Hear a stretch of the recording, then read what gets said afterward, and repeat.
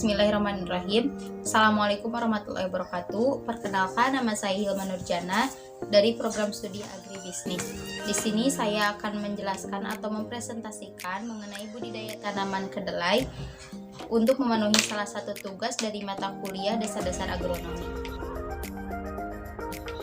Di sini untuk materi yang pertama yaitu pendahuluan, kedelai bersifat kompetitif dalam pemanfaatan lahan dengan jagung, padi, dan ubi kayu.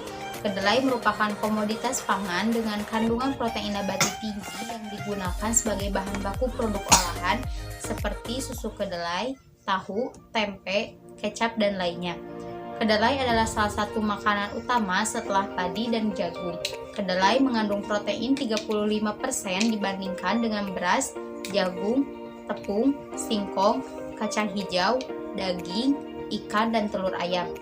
Kedelai mempunyai kandungan protein yang lebih tinggi, hampir menyamai kadar protein susu. Selanjutnya yaitu botani tanaman kedelai. Tanaman semusim atau plant, jumlah kromosom 2N sama dengan 40, kingdom Plantae, divisio Spermatophyta, subdivisio Amniospermae, kelas Dicotyledoneae, ordo Polypetales, family Leguminosae atau Papilioneaceae, genus Glycine, spesies Glycine Max L. Merrill. Nama lokal kedelai yang pertama kedelai, kacang jagung, kacang bulu, gadela, demokam. Di Jepang kedelai rebus disebut edamame, kedelai manis atau kedelai hitam disebut koramame, nama umum di dunia disebut soybean. Materi yang selanjutnya, morfologi tanaman kedelai.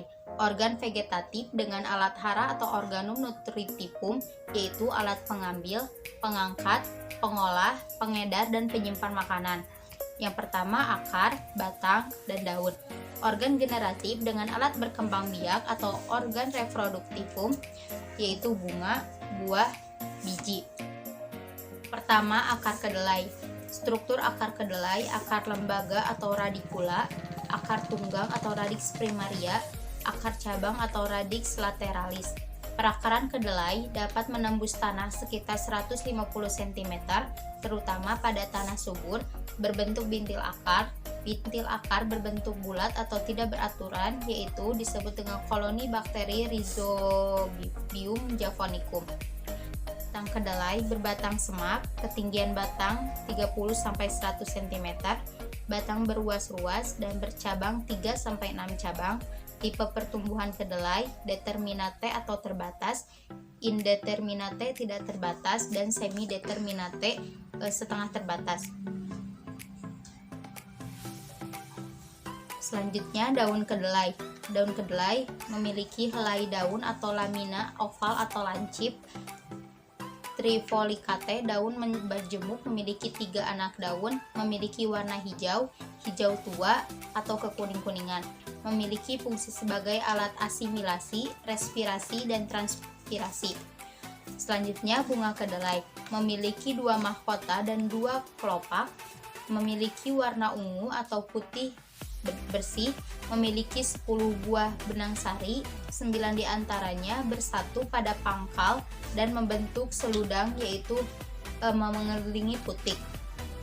Ukuran bunga 6-7 cm, termasuk bunga yang sempurna atau hermaphrodite. Bunga terletak pada ruas-ruas batang, tersusun dalam rangkaian bunga. Polong dan biji kedelai. Buah kedelai disebut polong yang tersusun dalam rangkaian buah. 3 polong berisi 1-4 biji. Kedelai yang ditanam pada tanah yang subur dapat menghasilkan 100-200 polong per tanaman. Biji kedelai berkeping 2 yang terbungkus kulit biji. Biji kedelai berbentuk bulat atau bulat pipih atau lonjong. Warna kulit biji bervariasi antara kuning, hijau, coklat, atau hitam. Ukuran biji 6-300 gram per 100 biji. Biji kedelai dapat digunakan untuk perbanyakan generatif. Selanjutnya, syarat tumbuh atau tanaman kedelai. Tanah dengan tekstur lempung berpair dan liat, struktur tanah gembur, memiliki pH 5,5-7 dengan optimal 6,8. Tanaman kedelai dapat tumbuh pada berbagai jenis tanah dengan drainase dan areasi tanah dan air cukup baik selama pertumbuhan tanaman. Pada tanah yang kurang subur, miskin unsur hara dan jenis tanah padolik merah kuning perlu diberi pupuk organik dan pengepuran. Kedua, iklim. Curah hujan dan kebutuhan air 350-400 mm selama masa pertumbuhan. Fase kebutuhan air yaitu saat perkecambahan, fase berbunga, dan pengisian polong. Tinggi tempat 0-900 mdpl. Tipe iklim C2, D1, S1, dan E2 atau all demand. Kelembapan udara 65%. Syarat tumbuh yang selanjutnya yaitu suhu tanah dan suhu udara. Suhu tanah optimal untuk perkecambahan 30 derajat Celcius. Jika tumbuh pada suhu kurang dari 15 derajat Celcius, maka perkecambahan lambat sekitar 2 minggu. Suhu tinggi lebih dari 30 derajat Celcius, biji akan mati karena respirasi terlalu cepat. Suhu udara 25-30 derajat Celcius atau optimal 20 derajat Celcius. Jika suhu udara mencapai 40 derajat Celcius, saat tanaman berbunga, bunga rontok, polong, dan biji berkurang. Suhu kurang dari 10 derajat Celcius atau subtropik akan menghambat pertumbuhan pembungaan dan pembentukan polong. Yang keempat yaitu air, masa vegetatif pertumbuhan dengan curah hujan yang cukup, masa generatif atau pembungaan dengan curah hujan yang kurang saat pembungaan dan pematangan biji sangat berpengaruh terhadap peningkatan hasil kedelai.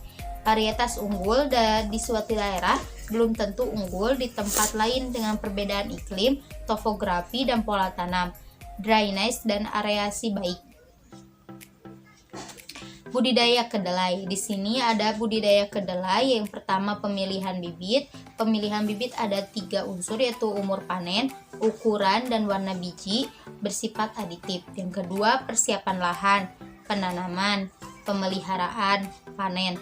Di saat panen ada ciri dan umur, cara panen, periode panen, perkiraan produksi.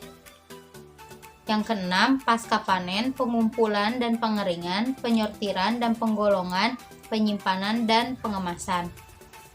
Yang pertama, pemilihan bibit. Kedelai biji atau benih ditanam secara langsung. Kedelai tidak dapat membentuk anakan, sehingga apabila benih tidak tumbuh, tidak dapat ditutup oleh tanaman lain. Yang pertama, dalam pemilihan bibit yaitu umur panen. Bibit yang akan ditanam harus memiliki umur panen yang cocok dalam pola tanam. Yang kedua, ukuran dan warna biji. Ukuran dan warna biji harus sesuai dengan permintaan pasar, bersifat aditif, memilih varietas kedelai yang unggul dan mempunyai tingkat adaptasi tinggi terhadap tanah masam. Yang kedua, persiapan lahan. Di lahan persawahan, mula-mula jerami padi yang tersisa dibersihkan, dikumpulkan, dan dibiarkan mengering. Yang kedua, selanjutnya dibuat petak penanaman dengan lebar 3-10 meter yang panjangnya disesuaikan dengan kondisi lahan. Di antara petak penanaman dibuat saluran drainase selebar 25-30 cm dengan kedalaman 30 cm. Setelah didiamkan selama 7-10 hari, tanah siap ditanami. Di lahan tegalan atau lahan kering, tanah dicangkul selama 15-20 cm. Di sekelilingi lahan dibuat parit selebar 40 cm dengan kedalaman 30 cm. Dibuat petakan dengan panjang antara 10-15 cm, lebar di antara 3-10 cm, dan tinggi 20-30 cm. Selanjutnya lahan siap ditanami benih. Selanjutnya yaitu penanaman. Cara tanam yang terbaik untuk memperoleh produktivitas tinggi yaitu dengan membuat lubang tanam memakai tugal dengan kedalaman antara 1,5 cm sampai 2 cm. Setiap lubang tanam diisi sebanyak 3-4 biji dan diupayakan 2 biji yang bisa tumbuh. Kebutuhan benih yang optimal dengan daya tumbuh lebih dari 90% yaitu 50-60 kg per hektar. Penanaman ini dilakukan dengan jarak tanam 40 ke 10-15 cm. Selanjutnya pemeliharaan. Untuk mengurangi penguapan tanah pada lahan, dapat digunakan mulsa berupa jerami kering. Mulsa dilebarkan di antara barisan tempat penanaman benih dengan ketebalan antara 3-5 cm. Melakukan penyulaman untuk mengganti benih kedelai yang mati atau tidak tumbuh. Tanaman kedelai sangat memerlukan air saat perkecambahan, 0-5 hari setelah tanam. Pengairan sebaiknya dilakukan pagi dan sore hari. Pengairan dilakukan dengan menggenangi saluran drainase selama 15-30 menit. Dilakukan penyiangan atau penggemburan tanah. Pemberian pupuk susulan hanya dilakukan pada tanah yang kurang subur saja. Pupuk yang digunakan urea. Pupuk yang diberikan dalam larikan di antara barisan tanaman kedelai selanjutnya ditutupi dengan tanah. Selanjutnya yaitu panen. Ciri dan umur panen. Sebagian besar dan sudah menguning dan gugur, buah kuning kecoklatan dan retak atau polong tua dan batang gundul. Umur kedelai yang akan dipanen sekitar 75-110 HST tergantung varietas dan ketinggian tempat. Untuk bahan konsumsi dipetik pada 75-100 HST, untuk dijadikan benih dipetik pada 100-110 HST agar kemasakan biji betul-betul sempurna. Kedua itu cara panen, pemungutan dengan cara mencabut atau memotong. Yang ketiga periode panen, pemetikan dilakukan secara bertahap karena kemasakan buah tidak serempak. Yang keempat itu perakiraan produksi kedelai yang dihasilkan para petani Indonesia rata-rata 600-700 kg per hektar. Selanjutnya yaitu pasca panen. Yang pertama pengumpulan dan pengeringan. Kedelai dikumpulkan kemudian dijemur selama 3 hari. Setelah kering sempurna dan polong kedelai akan mudah pecah dan biji mudah dikeluarkan. Yang kedua, penyortiran dan penggolongan. Memisahkan biji dari kulit polongan dengan cara memukul-mukul tumpukan berangkasan kedelai secara langsung atau dirontokkan menggunakan penggilingan padi. Biji yang terpisah ditampi agar terpisah dari kotoran-kotoran lainnya. Yang ketiga, penyimpanan dan pengemasan. Kedelai disimpan di tempat karung. Karung-karung kedelai ini ditumpuk pada tempat yang diberi alas kayu agar tidak langsung menyentuh lantai atau tanah. Tips penanaman kedelai yaitu memilih benih kedelai yang unggul, memilih tanah gembur serta pH 5,5-7,5 pada tanah, harus terpapar sinar matahari minimal 8 jam per hari, pengairan yang cukup karena kedelai sangat sensitif dengan kadar air, pemupukan susulan 1 bulan pertama, yaitu yang terakhir tanamlah kedelai pada musim peralihan. Makanan apa saja yang dapat diolah dari kedelai? Yang pertama tempe, yang kedua tahu, yang ketiga kecap, yang keempat susu kedelai. Mungkin itu saja yang dapat saya presentasikan kali ini. Semoga apa yang saya sampaikan dapat bermanfaat. Mohon maaf apabila ada kesalahan baik yang disengaja maupun tidak disengaja. Saya ucapkan sekian dan terima kasih. Wassalamualaikum warahmatullahi wabarakatuh.